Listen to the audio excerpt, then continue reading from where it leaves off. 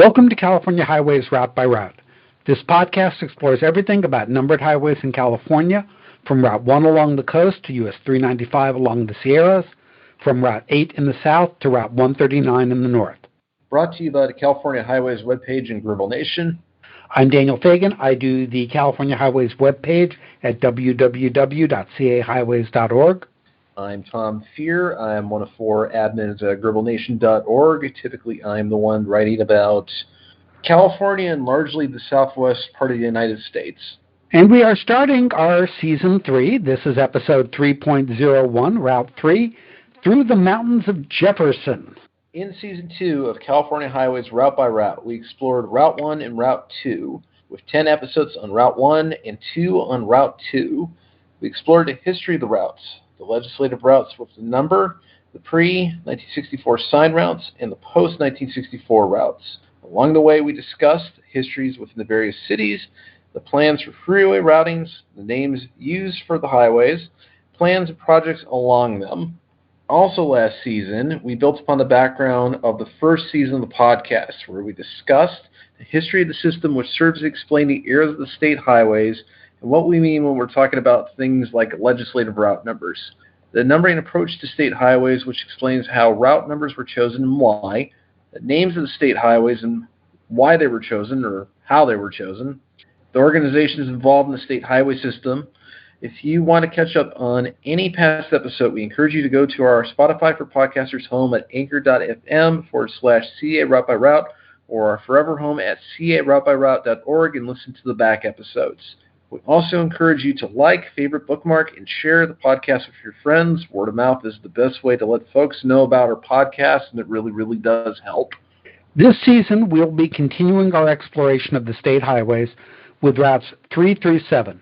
We have 1 episode on Route 3, 3 episodes on Route 4, 6 episodes on I-5, but that really will end up being about 8 episodes because some of those episodes look to be long enough to be 2-parters, and 1 episode each on US 6 and Route 7.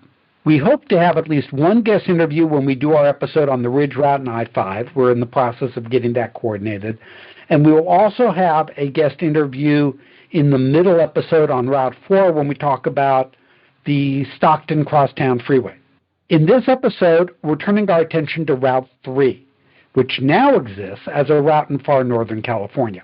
We'll do our usual exploration, covering interesting history along the route, proposals for freeways, although I don't think there were any, the stories behind some of the names on the route, interesting projects proposed for the route. This episode will cover more than just the current Route 3. We'll also look briefly at Sign Route 3 and Legislative Route 3. The third state highway was defined in 1897 as a road from Sacramento to Folsom.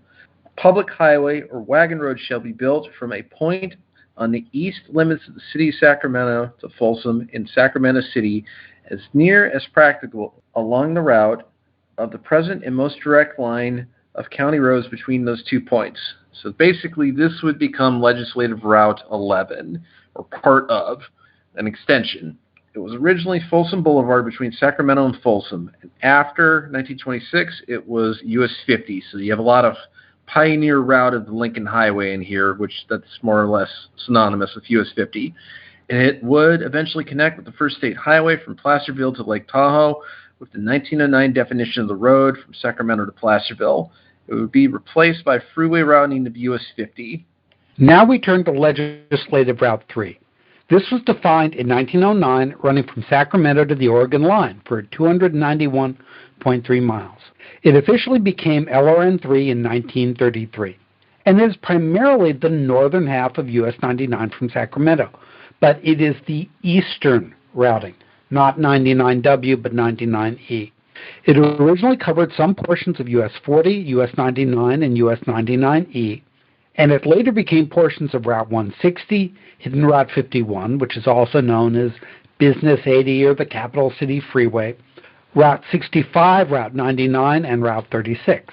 After the northern merge of US 99W and US 99E, which is now where I-5 and Route 36 come together in Red Bluff, Legislative Route 3 continued near what is now I-5, Route 3, Route 263, Route 265, and Route 267.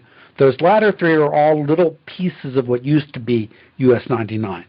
Legislative Route 3 really shows the start of a pattern regarding the low-numbered legislative routes, which were generally the U.S. highways. So Legislative Route 1 was US 101. Legislative Route 2 was US 101. One was the northern part, one was the southern part. Legislative Route 3 was US 99E. Legislative Route 4 was US 99, the southern part. Legislative Route 5 was US 48 and US 50. Legislative Route 6 covered lots of US 40. Legislative Route 7 covered US 40 and US 99W. Legislative Route 8 became sign routes 48, 37, 28, 12. This was across the top of the bay. Legislative Route 9 became sign route 118 and a lot of US 66. Legislative Route 10 was sign route 198. Legislative Route 11 was US 50, 12 was US 80, 13 was Route 108, and 14 was US 40. And you're going to go, why are those odd sign routes there, 198 and 108? Those are major routes across the Sierras. So these were all really major routes at the time. You want to add anything on that, Tom?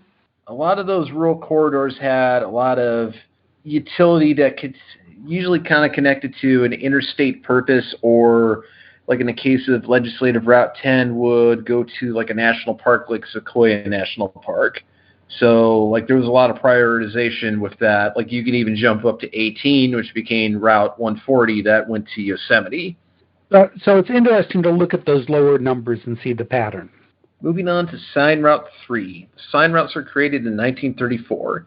Initially, Sign Route 3 was defined as US 101 at Serra, south of San Juan Capistrano, to US 101 at El Rio, so near Oxnard, via Santa Monica. It was signed on what was Legislative Route 60. In July 1935, this was re-signed as US Route 101A. The designation wasn't approved by ASHA until 1937 and effectively became an entity by January 1938. Sidebar on that is when ASHA approves something, an application from like a state highway department, it doesn't become officially active until January 1st of the following year.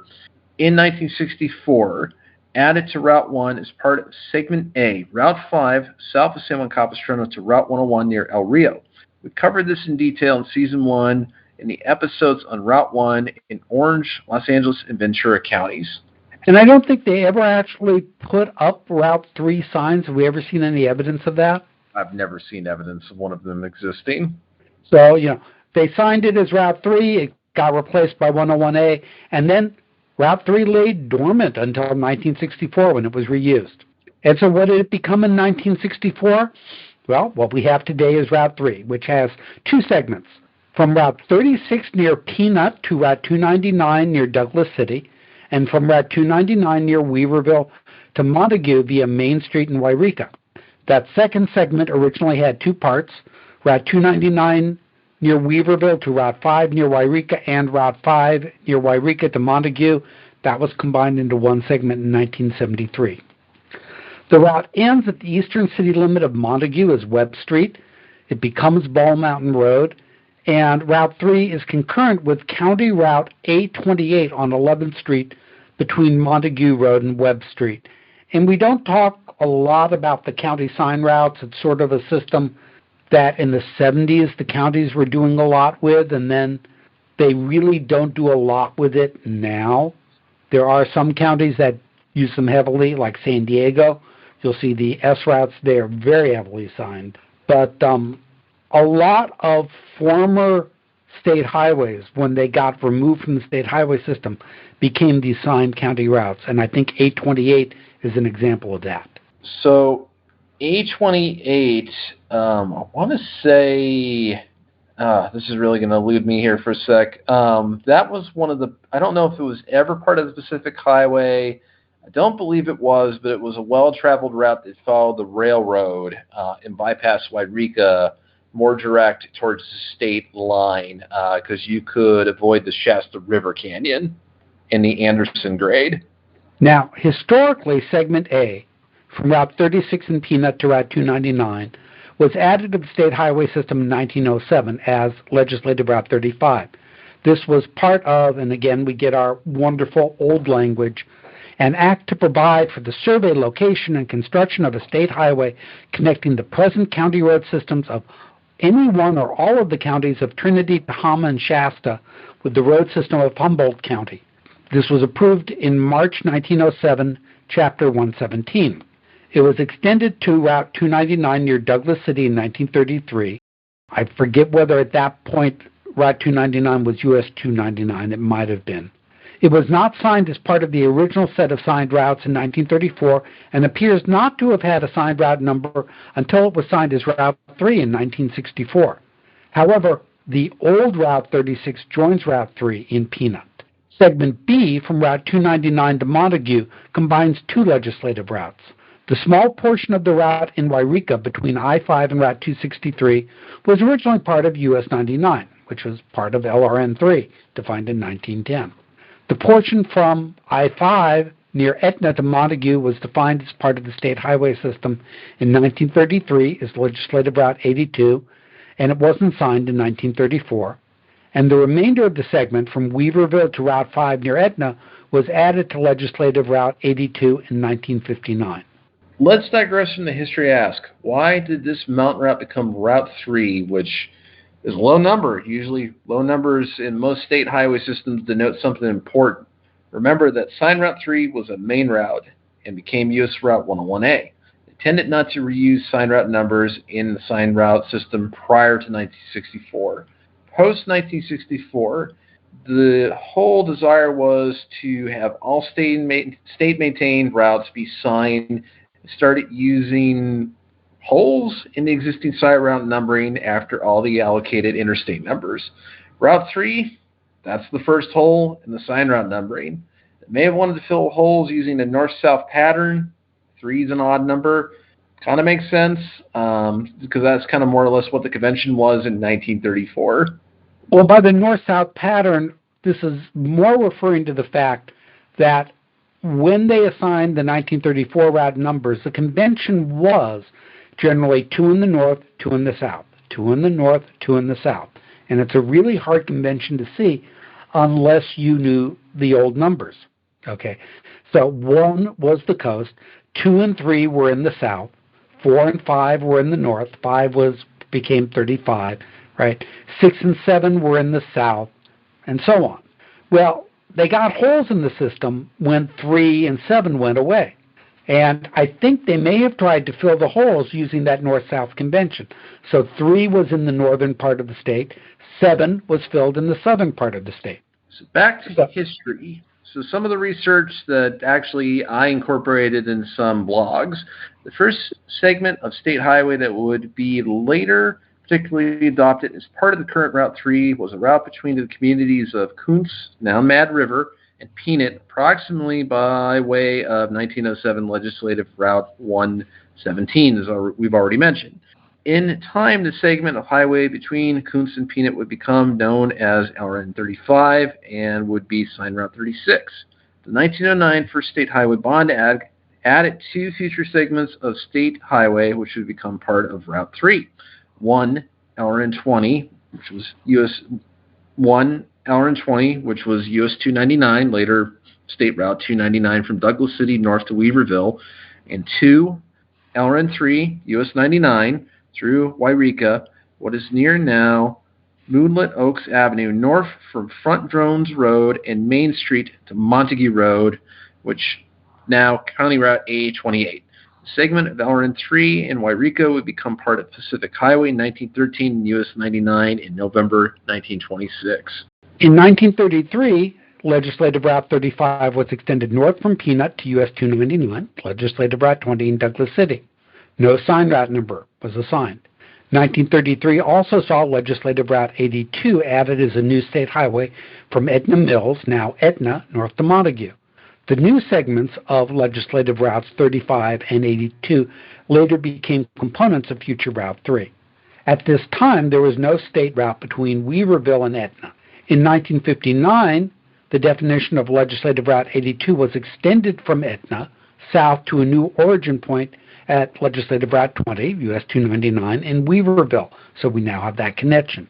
The route between Weaverville and Etna dated back to 1859, when the Scott Mountain Road was built for $25,000 from Shasta and French Gulch in Shasta County over Trinity Mountain into Trinity County. From there, it went through Trinity Center and Carville and climbed over Scott Mountain into Siskiyou County to Wairika. The road became the main artery for interstate commerce between California and Oregon until the railroad up Sacramento Canyon was built in the 1880s. Even during heavy snowfall, the road was kept open by usage driving oxen up and down the road to tramp down the snow.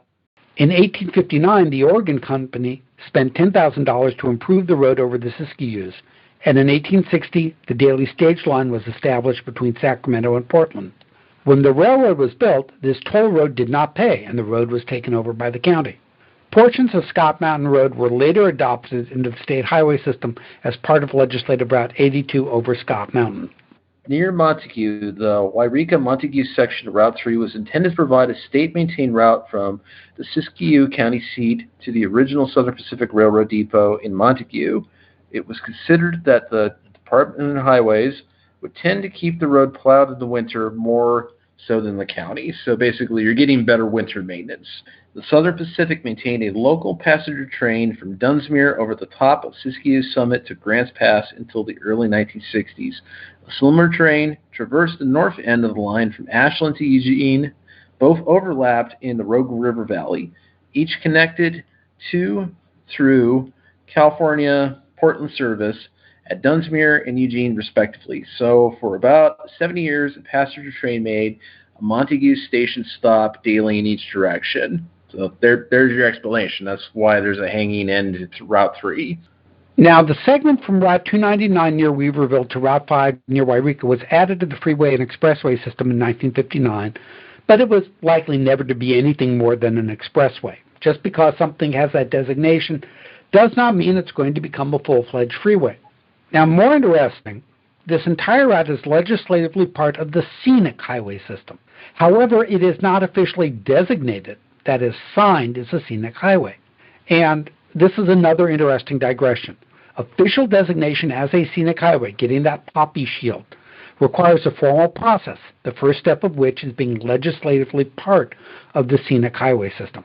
Of the highways we've discussed so far, only a small portion are officially designated. Route 1 from Las Cruces to Lompoc, Route 1 from the San Luis Obispo city limits to Route 68, Route 1 from Santa Cruz County line to the southern limits of Half Moon Bay, and Route 2 from 2.7 miles north of Route 210 to the San Bernardino County line. So this is a lot of the Angeles Crest Highway portion through the mountains. So how do scenic highways get designated? The basic process is a local government prepares a scenic highway proposal that includes a survey of the visual highlights. These are discussed at a public meeting, then paperwork goes to Caltrans. Once Caltrans accepts the proposal, the local government creates a corridor protection program that details how the scenic views will be protected. Official scenic highways must meet the 5 requirements of the corridor protection program. Now, this document was not on the Caltrans site for a while because they did the remediation. I found it. I've got a copy back on my site, and it seems to be back there.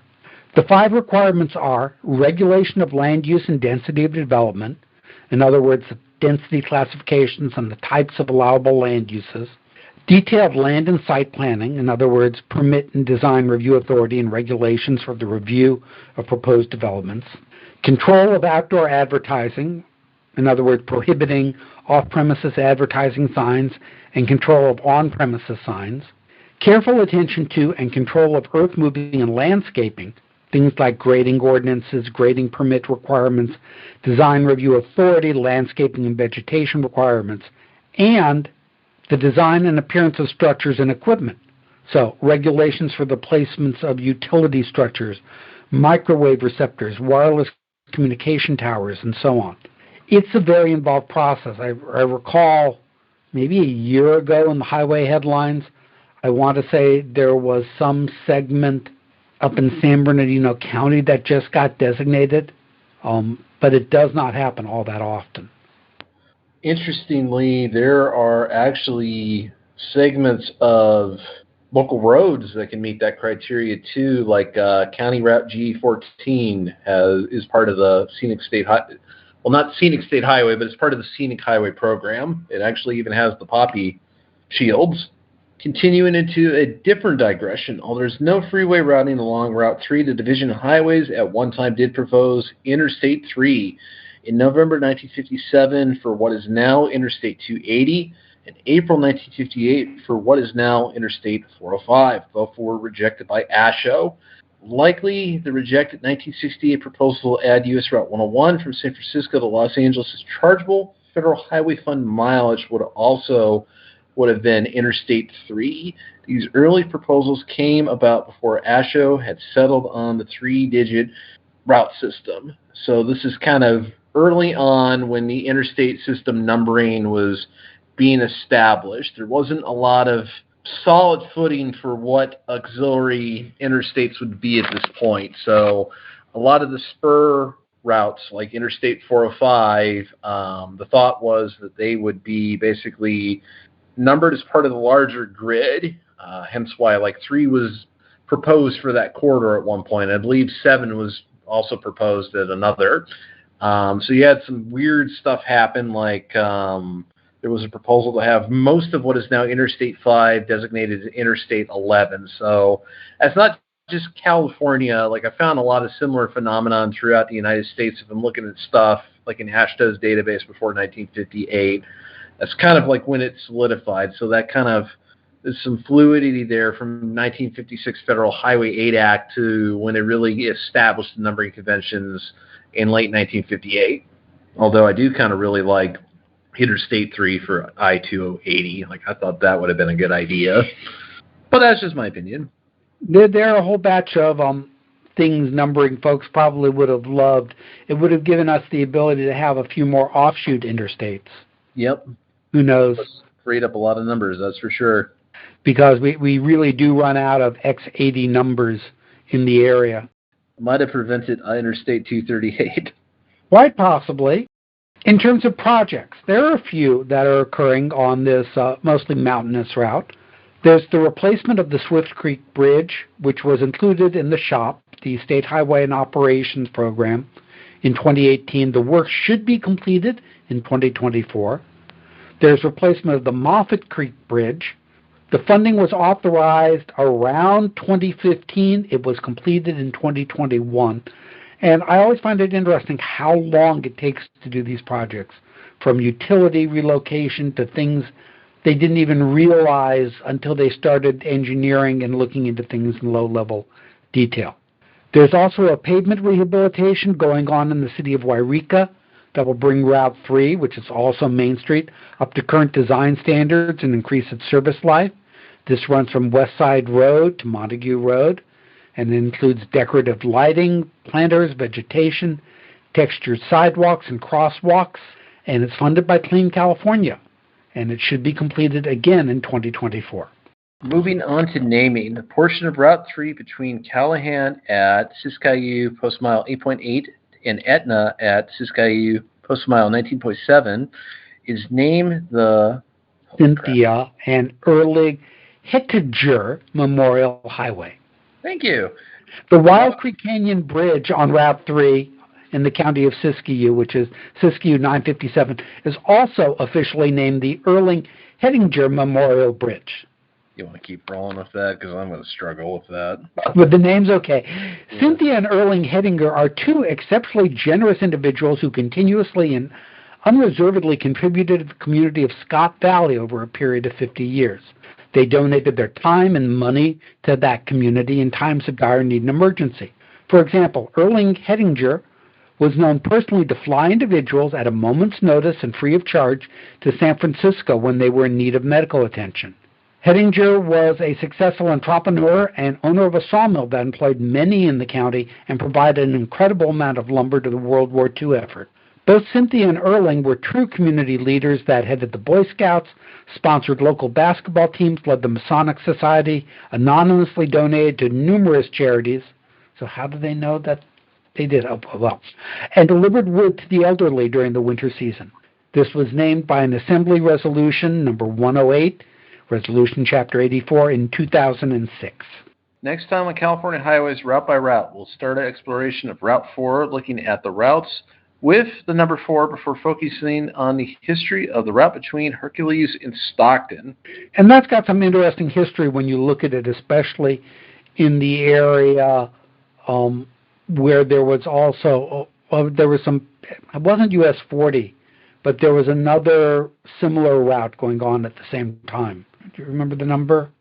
It may have been the old routing of US 4 that became a road that no longer exists. It became a walkway or a bikeway. No, Carquinez Scenic Drive. The pre-1932 routing of US 40, which landed on the Benicia Martinez Ferry. So it's kind of weird. It didn't immediately go to the Carquinez Bridge. That was the realignment of the Lincoln Highway that originally went there. Kind of a strange history. And then when they built the new Route 4, it sort of paralleled that, which was interesting. So you had the two sort of paralleling each other.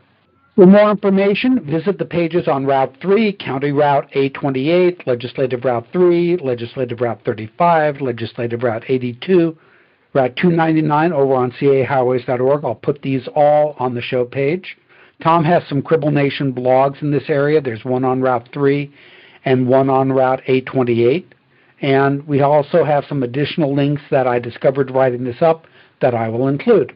Some closing lines. As always, information on this episode is available on our website, caroutebyroute.org, where you can leave us comments on the episode.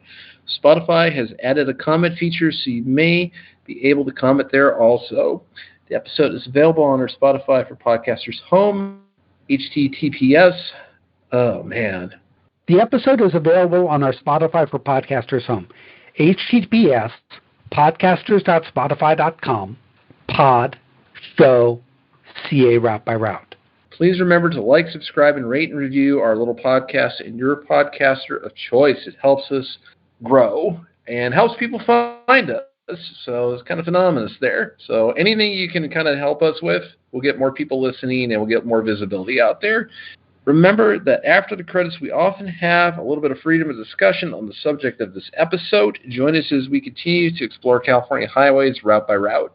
This episode was written by Daniel Fagan and Tom Fear, edited and produced by Daniel Fagan. Our opening theme is I Like to Be by the Seaside by John H. Glover-Kind. If you have an opening theme you think might be good for our show and is in the public domain or you're willing to let us use, contact me at daniel@caroutebyroute.org. Episodes are recorded using freeconferencecall.com, and this podcast is a product of California Highways at cahighways.org and Gribble Nation at gribblnation.org. So, Tom, have you ever driven Route 3? I don't think I ever have. I have once, and it took me, I've completed it once. It took me 2 times to finish it. I drove the section from Weaverville north to Wairika one time, and actually from Montague to Wairika on another instance. It's like you're really looking to do something specific or you live like in the northwest part of the state. There's not a lot of real utility to this routing anymore. It's kind of a proto US 99 if you look at the back history of it over Scott Mountain, Scott Valley. For some context, it avoided the Sacramento River Canyon, but it also served Scott Valley, which is one of the bigger Northern California gold rush centers of the 1850s. So there's a lot of mining communities up in that area. So for a very long time, this was a really important route, even before it was a state highway. But in a modern sense, not so much. But if you're looking for something scenic, it's really kind of a neat route south of Wairika, I think. I think I'd like it a little bit better if 36 at the end of that was still a single lane, but still pretty. Yeah, as I said, I don't get up to that part of the state that often. I've driven the route that goes along the river there, which I don't think is 3. What is it? 263. No. It goes from I-5 to 101. Oh, 96. 96. Yes, 96. We went. That's spectacular. We once went across, and my wife will always tell the story because I let her drive, and the CHP was closing the road behind us due to the rain. It's bad when your highway has enough rain that you get a winter closure. Well, it was the water that was the problem. Yeah. From the river there, because that's 96 is right on the edge of the river, and I think it goes into Eureka or something like that. Yeah, that's the whole area that was subject to the 1964 Christmas floods. So it was just historically been brutalized by floods along the Klamath River. But yeah, that's a pretty highway. Yeah. And with that, we'll end this. Next time, we will start on Route 4. So we'll talk to you next time.